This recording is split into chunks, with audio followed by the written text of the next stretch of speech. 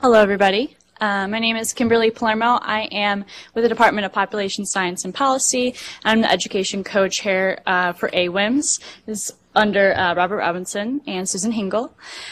So today we were talking about HeForShe. A lot of people emailed me asking, what is this? I think it's important to show a voice of how males can be a voice for women in the workforce and an educational setting as well. So today we'll have our panelists to talk about their experiences in the workforce and as a professional and as a mentor as well. So first we have Robert Robinson. He'll be our guest panelist, same as Jody Lack, Dean Cruz, and then we have Dr. Fleck at the end. And then we'll have Dr. Christine Todd be our moderator today. Thank you for coming.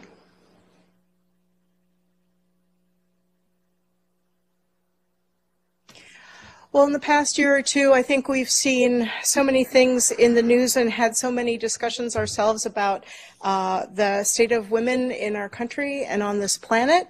And that has been a great conversation. But if things continue on the course they're on currently, workplace and economic gender equality is not going to happen in this country until the year 2095. And that is too long to wait for an inequity to be resolved. And so I'm really glad that I get to participate in this event today where we can talk about not just how men can be great allies and supporters of gender equity, but actually take action and be an active part of the movement to have equality in the workplace and in our culture. So we have some great questions for our panel, and I'm really excited to hear what everybody has to say. So my first question is, we talk a lot about how one of the things, obviously, that women bring to the workforce is a female perspective that is important and often missing if women aren't around in roles of leadership. So can you remember talk about a time when a female perspective altered your actions that you were about to take? You're looking at me, very eagerly, Dr. Cruz, so you can take it away. Actually, I don't know, can you hear us without the mic? With the mic, is this right or not right? This is being recorded and I think maybe broadcast. So if you could speak into the mic, that would be helpful. Okay. Well, it is an interesting question, and I'll just hearken back to yesterday, as a matter of fact. So there was a meeting in my office, and Christine Todd was there, and Sue Hingle was there, and Wendy Elamine was there, and we were discussing a topic that came up at the executive committee, specialty bashing. Yes, that's true. Yeah, we got to have a good amount of that. No, getting to a positive, actually moving toward some kind of action toward this. It moved in a very, very positive way, and there were things that were stated like appreciative inquiry and meetings with meaning and cultural conversation, and then we did get to some very positive ways to get more information and to deal with this. I think it would have been, very, very different if it were 3 men, probably, that's for sure. So that one just immediately came to mind. I will just say, though, that, throughout my entire career at SIU, the confidants and maybe my coaches and maybe my day-to-day mentors that I've had have been women. So when I was at Quincy as the residency director, my practice and academic colleague was Debbie Phillips. And then when I came to family medicine, it was the assistant to the chair, Deb Combs. And then in central administration, Beth Collier for the first couple of years, and then Wendy Cox-Largent after that. And those were the people that would challenge my actions and challenge my decisions, in addition to being, partners in developing actions like that. But it's just been pretty continuous, and it feels natural,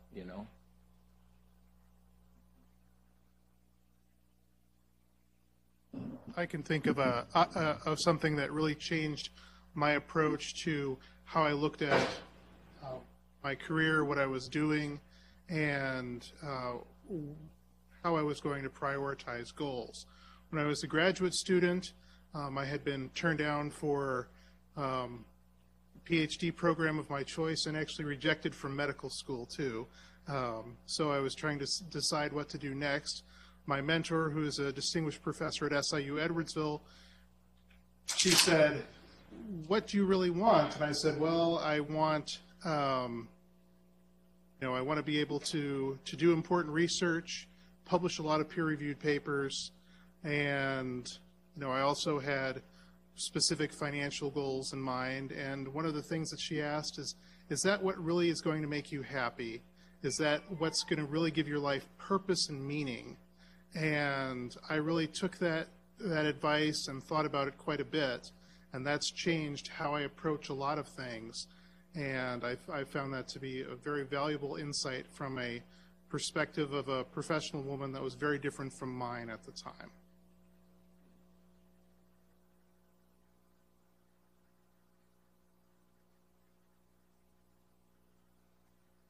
So I'm wondering how many of you, Dean Cruz and Dr. Robinson, you've talked about having mentors or bosses who are women who helped you get a different perspective on things. But Dr. Flack and Dr. Lack, tell me, have you ever had a woman as a boss, and what was different about that? How did that experience add to your professional development? Yeah, I've had a woman as a boss, but I would be careful about generalizing from having a woman boss to, there's probably as much variation in women, probably more variation between women than there is between women and men on average. And so I don't necessarily know that having one boss, whether they're on the really good end of the spectrum or the bad end of the spectrum, is really fair to tag to a group, because I think we get in trouble extrapolating group characteristics to individuals and sometimes individual characteristics to groups. It was probably different, but I don't necessarily know that there was anything different about it that was specific to this individual being a woman, per se. For me, it's just it was what it was. It didn't feel unnatural or anything like that. And even the first question you ask, I sort of kind of struggle with, because here, for sure, we have women in our leadership group. A couple of them are sitting here, Dr. Koch, Dr. Hengel. Their perspectives are always on the table. They're not shy about offering them. And what I would say is two things. One, big talent pool amongst women, so the organization or group or whatever is underselling itself if it's not dipping into that talent pool.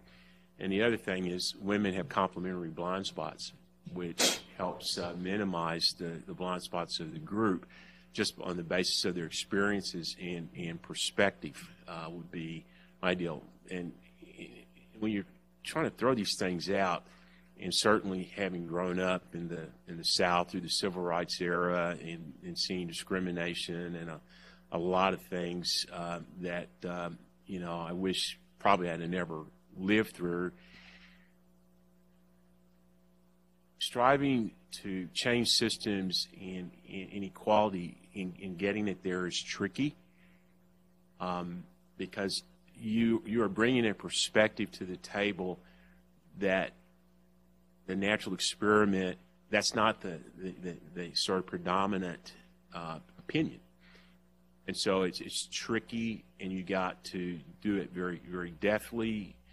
And at times you're in an advocacy position, but you got to be careful, because if you're in an advocacy position, but your other hats you're wearing are requiring you to be an even broker, it can create problems for you. And I see it with women. I've seen it in my own career, own experiences, and all, because the civil rights issues and women's issues, there's a fair amount of overlap between them. Mm-hmm. My time here to have male and female bosses, but I think there's been two that have affected my career most directly, and one was Dr. Tracy Lauer, and in pediatrics, I think we're more of a certain persuasion already, and people expect there's certain stereotypes that go along with different things, that we're just all going to get along. It's all just going to be easy and fun and cutesy and different things along that line. And it's not always that way, you know, because I think we're just dealing with people that are real, who are human. They're dealing with issues, dealing with sick kids and trying to balance work and home life commitments and different things. I was very blessed to come in and have Tracy Lauer as my initial boss. Having her female perspective, she was very collaborative in her approach to different things, taught me how to go about that, but also I think women overall tend to be more collaborative, so I think we kind of bonded along that line. She also really taught me a lot about vulnerable leadership, and it was something that she was getting deeper into as she got ill, and it was about the fact that even though you're a leader, that it's okay to let your errors and mistakes hang out there and be known. And it was something that was very new to me at that time, is still somewhat new to me, and very scary, because I've always thought, and maybe it was just my miseducation, that the leader was the most knowledgeable, the leader was the most capable, the leader was the most able. And I think through my time with her, I started to learn how really you develop that knowledge base experience over time, and it's more about being open to the fact that you make errors and mistakes, and that it's okay to do that. Mm-hmm. That's, I think, what she taught me in the amount of time that I had with her as a female boss, and I think it's something that's incredibly important, that of any gender persuasion that we all take on. Mm-hmm. And if you hadn't encountered her as a woman who had experience in leadership, you wouldn't have gotten that as a leadership lesson. You might have gotten it as a life lesson or a role model lesson, but you wouldn't have gotten it as a leadership lesson. And I think it's key, because we need to see women in these leadership roles to understand what's possible, to understand that there is no ceiling to any of this, that we can blow the roof off of that. It's something that I've experienced in my field already, because 20 years ago, men outnumbered women in the field of pediatrics, which I don't know if many people were aware of. Now, women are outnumbering men in pediatrics and in many other areas of medicine, yet I don't think we have the number of women leaders that reflect that proportion of male to female. So thank you for that, those great answers. You know, what I'm hearing is that as an organization goes forward and encounters problems and is always trying to improve, and innovate, and be excellent, there are groups with that institution that have some life skills, leadership skills, resiliency skills that can really bring new, innovative ways of overcoming and dealing with these issues, but we're not going to be able to take advantage of that. The institution isn't, unless we promote, have space to listen to, and give folks in those groups, whatever minority or underrepresented group that is, unless we give them the voice and the leadership in order to bring that to the table. All right. So, yes. So one thing that actually popped up, put Dr. Hingle on the spot here, so one of the things that I picked up from being around Sue is patience before coming to conclusions. She's very, very methodical in that. And Sue can see the upside in just about any situation, and so I've actually learned patience from her before drawing conclusions and acting, and that's probably not at least your typical alpha male characteristic. But a good skill to develop nonetheless, right? Absolutely. I would ask Dr. Hinkle, did you learn that from life, from kids, from not being patient one time and it blowing up in your face, or from your family, or? I don't recall any certain event that some of it may have been growing up with three sisters, so I'm not exactly sure where it came from. One thing that I think might fit in a little bit here is something that I learned from one of my mentors in medical school, and it was related to patients, but I've sort of extrapolated it to everything else that I do. And the advice that I got was when you walk into a patient's room, first thing you should do is look at their shoes. And you can learn a lot about sort of social determinants of health by looking at their shoes, but it is a mindfulness moment to put yourself in their shoes and try to understand where they're coming from.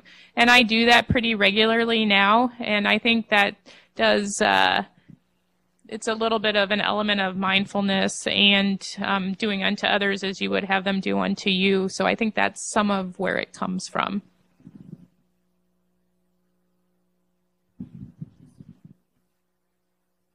I'm going to change gears a little bit and ask you all a different question. So my question is, can a man be a feminist? And if the answer is yes, which I hope it is, how can you tell? How could somebody tell? So what are the ways, if you are a feminist, that you indicate that?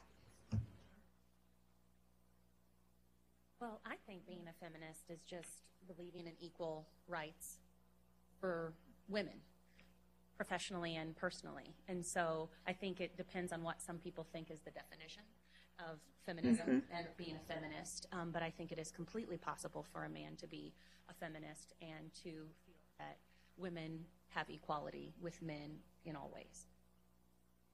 Possible. I think it comes out in what they do in their daily life, in how they treat those around them, in the ways that are they actually looking at people and looking at the product of their work, not just time spent in work, but appreciating the output that someone has and seeing that for what it is, regardless of gender, ensuring that those around them are treated fairly, whether that be equal pay for equal work, or rewards in other ways for the work that's being done. I think it comes out quite easily in a 5-minute conversation if someone is pro-female or not.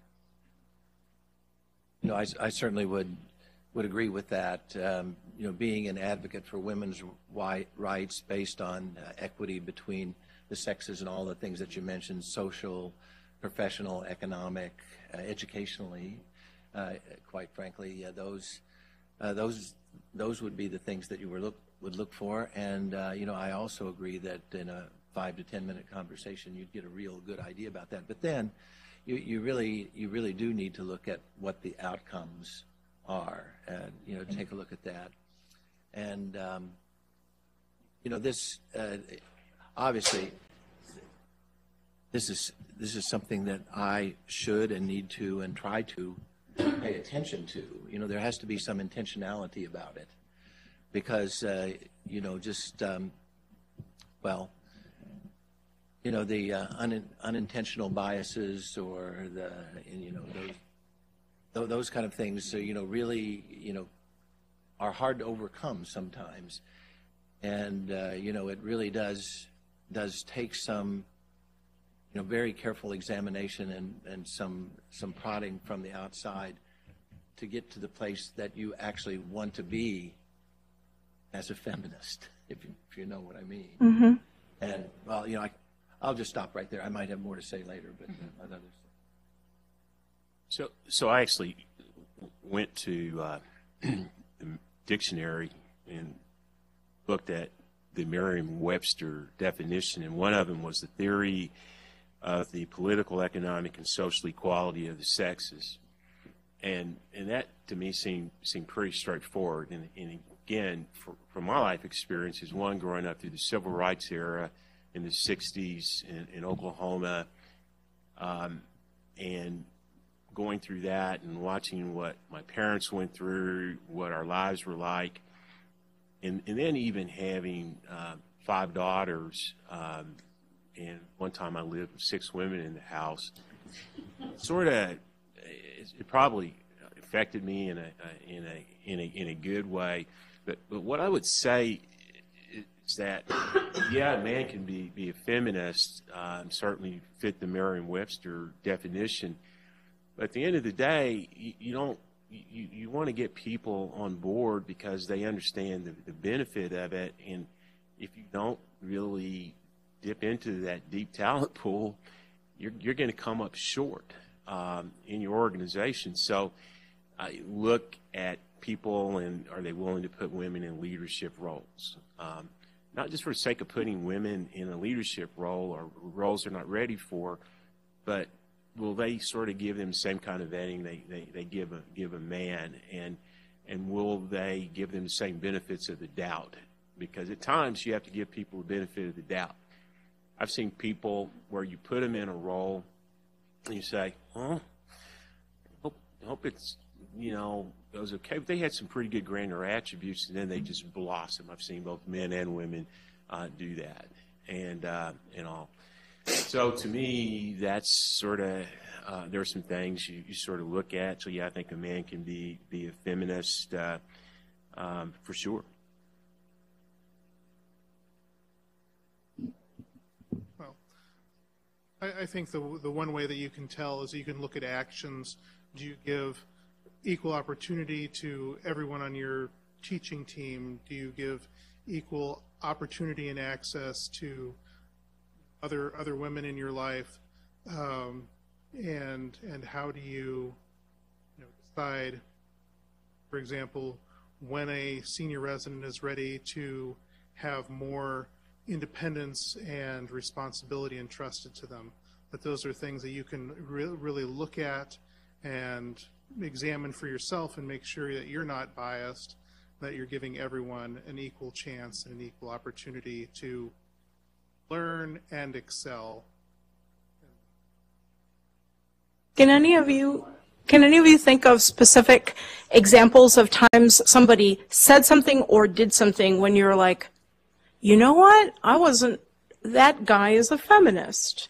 That guy is really acting, putting this into action. Can any of you think of a moment you had when that happened? While you're thinking, I'll share a time when I realized that. We were in residency and one of my co-residents was pregnant, and she voiced the sentiment that she felt guilty that when she was going to be on maternity leave, other people were going to have to do extra shifts and make up for the time that she was out. And my attending, who was a man, said, well, when my wife had kids and was on maternity leave, people did extra work so that she could have time to bond with our children, and so why wouldn't I return the favor? Yeah, why wouldn't, that's right, why wouldn't you? But I remember thinking, that is really unusual to hear a man say something like that. But boy, did that change my opinion of that attending. So I don't know if this is a great one, but, Andy Varney is been general medicine section chief since I took over for Al. And one of his faculty members is going out on maternity leave. And GIM right now obviously is not on the ambulatory side real deep. And his response to all that was just very, very, very even keeled and didn't feel put upon and all. And it was sort of nothing that he said is really what he didn't say. I have actually been around men when this stuff comes up, where their responses are, well, they're not going to be here. We're going to have to do more work and all. And I've had to counsel and say, it's really the wrong way to look at it. Women are biologically different. They have children, and they will be out at times in all, but that's not even totally a woman issue, because we have a young faculty now who is a man who, when his wife delivers, he plans to be off. And also, it's probably more women, but it's not totally exclusive. So I give Dr. Varney credit, because he really avoided a trap and just took it in stride without necessarily saying anything. And I think that says a lot about him, because I've seen different responses to that before. So role modeling those attitudes to set the culture as a more equal culture. Yeah. You guys have beautiful examples of, family and life, and mine is less beautiful. But when I took over as division leader in pediatrics and hospital medicine, the office that was vacated by my predecessor was quite large, and I did not feel like I deserved that office. I did not feel like I was happy in my smaller space, and it's what I knew and where I was comfortable. And so I had said, I'm not taking that, I'm staying where I'm at. And our current chair, Dr. Doug Carlson, came and talked with me and said, you need to understand that you're the leader of this division. You deserve this spot, even though I did not feel that I did. And he said, finally, he said, I appreciate your humbleness and wanting to stay where you're at, but can you just go ahead and move into this office? And for me, I think it was, now that I reflect on it, I needed to be pushed into that role. I'm thankful that I had somebody to push me into that, but I think it showed me what a feminist he was, that I still felt I needed to earn my stripes a little bit more. And I was told, no, you've done it. You get the big office. Yeah. Not as beautiful as family. So I'm hearing a little bit, if I can translate, that kind of seems like almost an imposter syndrome, like is part of the issue. And I do think that traditionally men have been encouraged to overcome their imposter syndrome, and women have been, whether it's consciously or subconsciously, kind of encouraged to sort of inhabit that imposter syndrome and couch it as deference or being humble, etc. And so here is a man saying, here's how you do it. That's a great example. Any examples from the audience that you'd like to share? Got one. Yeah. So I'm coming off of being chair of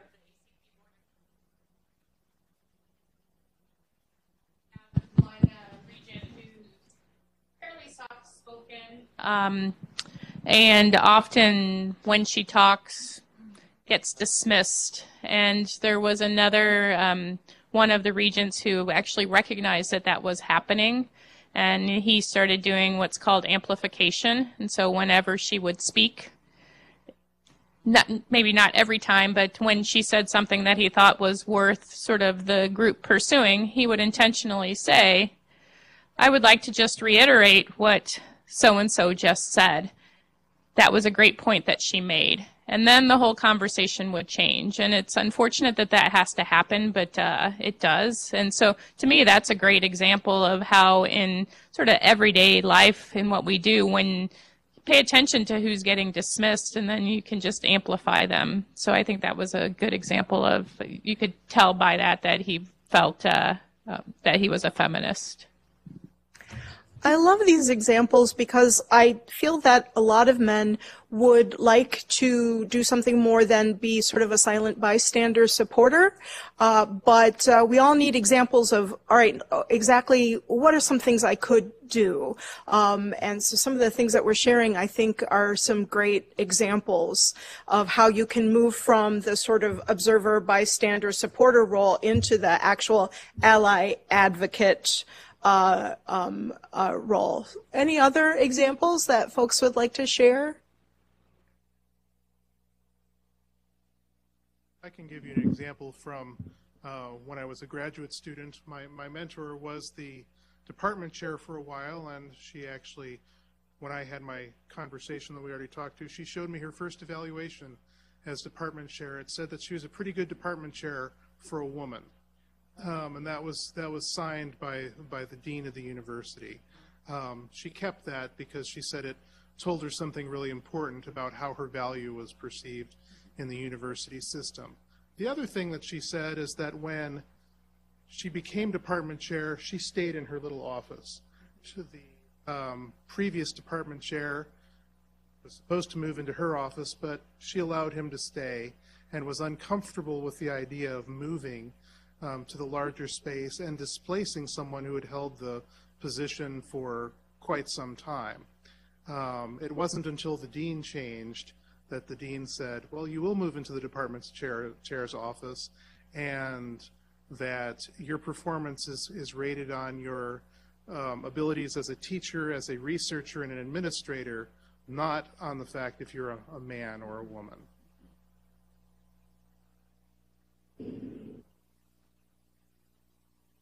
So my next question is, what do you, in your experience or your thinking about the subject, what do you think women are leaving at home that you wish they'd bring to work?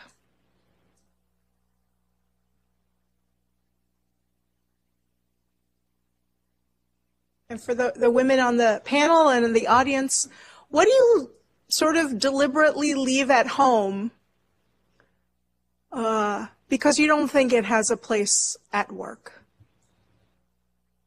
You know, I'd just say that there are a fair number of women in leadership roles at SIU, and actually in the AWIMS survey, we rank at 85th percentile for a percentage of our faculty members who are women among medical schools. So, you know, I am able to observe that a fair amount. Now, John is the father of 5 daughters. I'm the father of 3 daughters, and that's I've observed that too, pretty exclusively, without the influence of any males or men in the house.